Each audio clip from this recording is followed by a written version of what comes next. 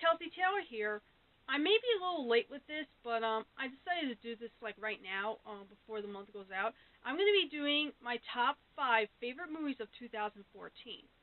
Now, I know 5 doesn't seem like a bit enough, but I didn't get to see a lot of movies this year. There's some I wanted to see but didn't have the chance. At the most, I've probably seen like 6. But what I'm going to do is do like 5 movies, like top 5 favorite movies of 2014. I list them from good to the greatest. So like both films are good. I just have to like place them like in a different like which one is the greatest film in my opinion of 2014 that I've seen so far. And I even got a list here of some notes of some that I haven't seen since I saw them in theaters in case I forget on stuff. So let's get to number 5. That's the end of everything. Beginning. Beginning of everything.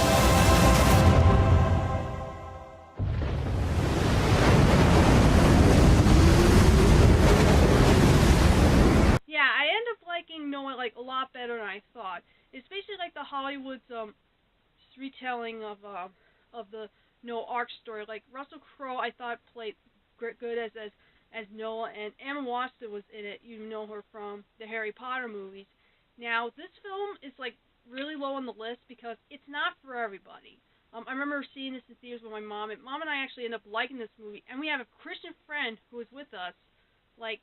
She's like very, very Christian. She didn't like the movie at all. She was like complaining about like, oh, there's no such thing as the rock creatures and all that. And even throughout the movie, my mom was like going to me saying it was not in the Bible.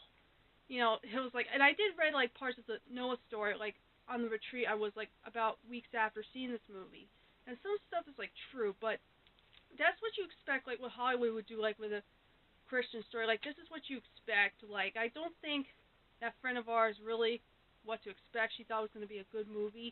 And the movie's directed by the same guy who directed the film called Requiem for a Dream. So if you've seen that, you know what you may get into.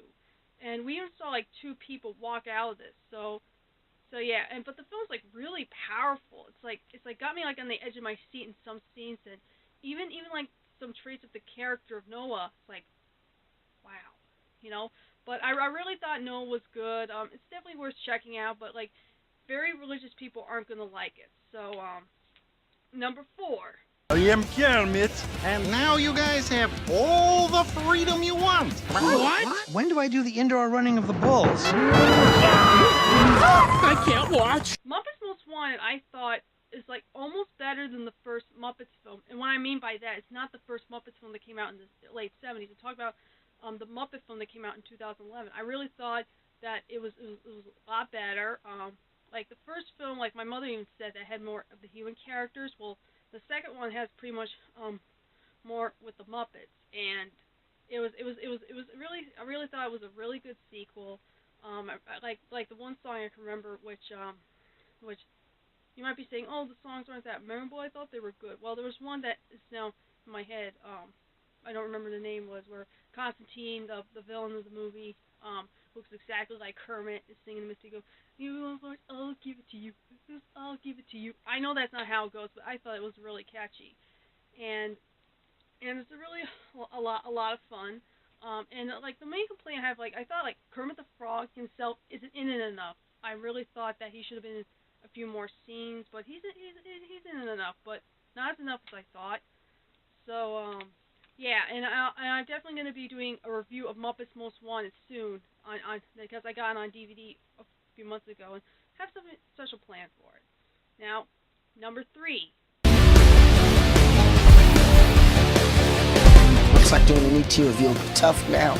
Darn. Just when I was finally warming up to the idea. Really? No.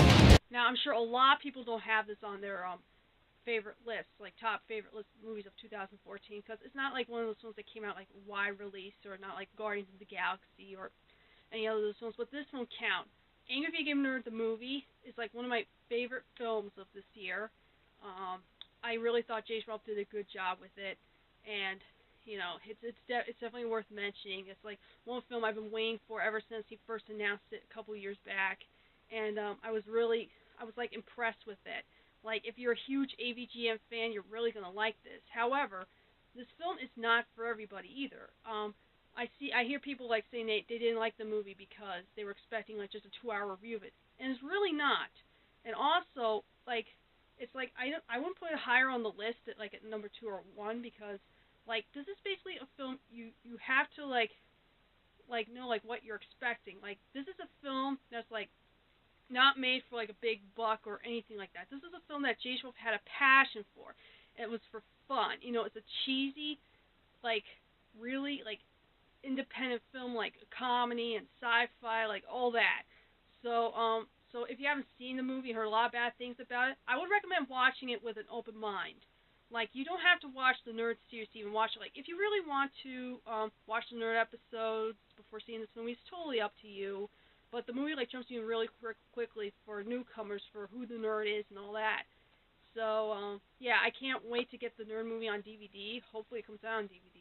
It's been out on Blu-ray for quite some time now, and I don't have a Blu-ray player, so but hopefully when I get this on DVD, I'll be able to do a complete review of it. So let's get on to number 2.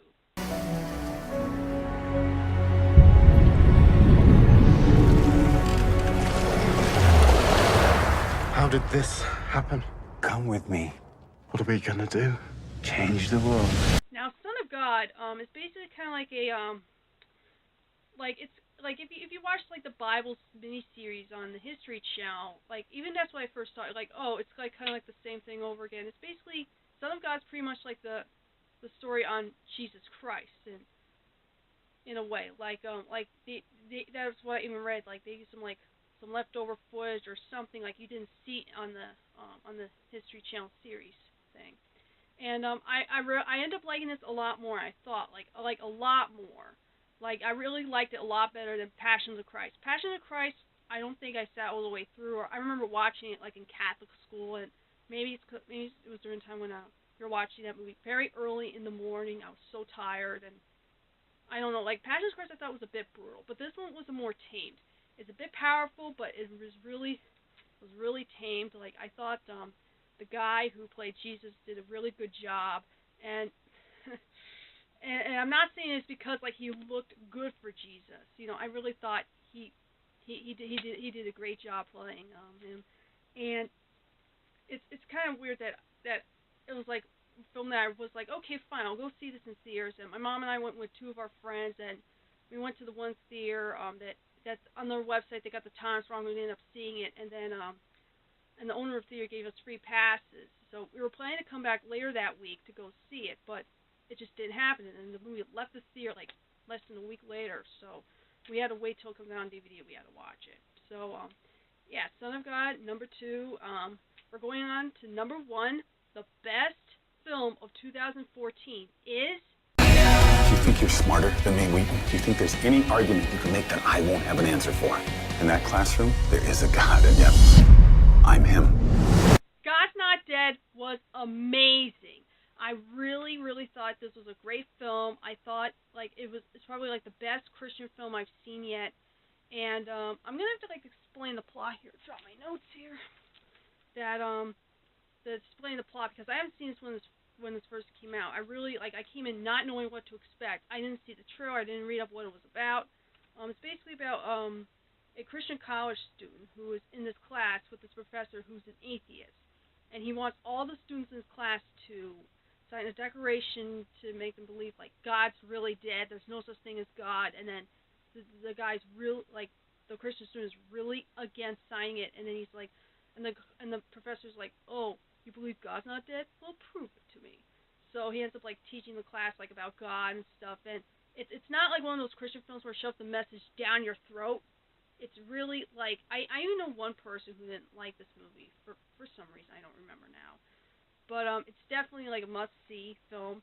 The Newsboys, the Christian band that I actually saw at my church they played years ago, like shortly before I started doing the camera work thing. And they were really great. They make an appearance in this. They sing the song God's Not Dead, which is a great song. And yeah, God's Not Dead, best film of 2014.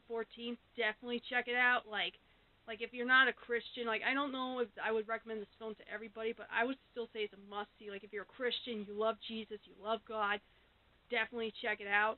I don't know how well it did, so if you haven't seen it, it's definitely a must see. Like, more people need to see this movie. It has a really good message to it.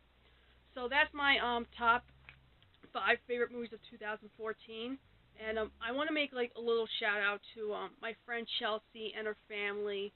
To make a long story short, her father has been in the hospital since Thanksgiving. He suffered a stroke, and just recently he passed away. So I just want to say I'm very sorry for your loss.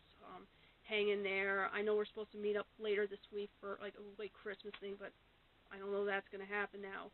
My mother and I will be praying for you. So, yeah, so thanks everyone for watching, and I'll catch you guys later in the next video. Bye.